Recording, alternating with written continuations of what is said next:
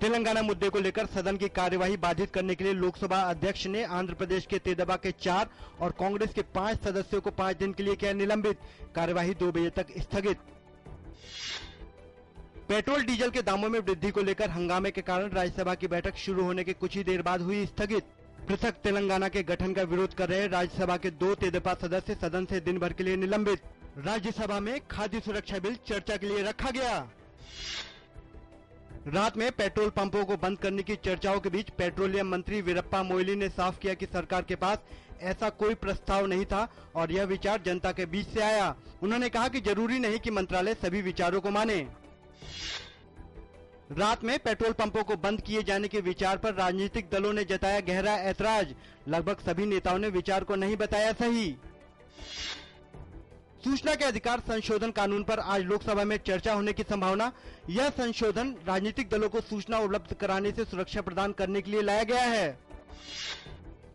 रक्षा मंत्री A.K. Antony ने आज हिंडन एयरबेस में सबसे बड़े मालवाहक विमान C-17 को विधिवत वायुसेना में किया शामिल। 80 टन की मालवहन क्षमता वाले इस विमान से भारी उपकरणों और टैंकों को एक स्थान से दूसरे स्थान तक ले जाना आसान हो जाएगा। असम में अलग राज्य की मांग को लेकर आंदोलन कर रहे संगठनों के साथ केंद्र और राज्य सरकार के प्रतिनिधियों के बीच आज नई दिल्ली में त्रिपक्षीय बैठक होगी। असम में कार्बी आंगलोंग और दीमा हसाओ जिलों को मिलाकर अलग राज्य की मांग की जा रही है। शेयर बाजार में देखी गई तेजी। आज के शुरुआती कारोबार में सेंसेक्स 133 अंक मजबूत होकर 18,752 अंक पर पहुंचा।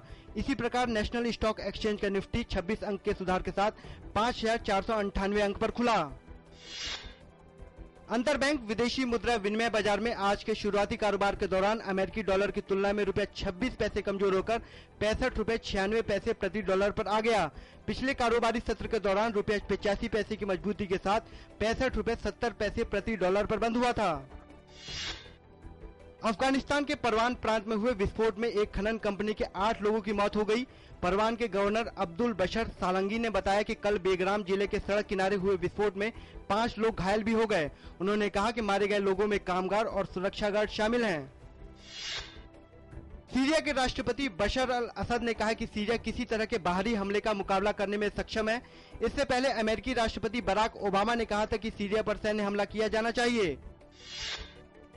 संयुक्त राष्ट्र महासचिव बान की मून ने सीरिया में रासायनिक हथियारों के कथित प्रयोग की जांच कर रहे निरीक्षकों से जल्द रिपोर्ट देने को कहा है।